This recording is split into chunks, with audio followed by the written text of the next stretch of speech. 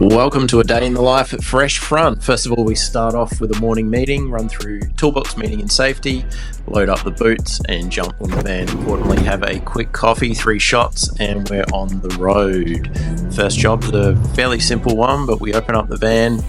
Got some nice equipment, as you can see. We don't skimp there. Lots of pulling hoses, and we're just going to pull the hose down the side, treat these screens, and give them a nice little clean up with low pressure. Clean them all up. They look mint. Did the sides as well. Quick rinse off, and back to pulling up hoses. Seriously, who needs the gym when you've got this? Another happy customer, but I did forget to send the bill. Not to worry, Annalise was all over it and fixed it up for me.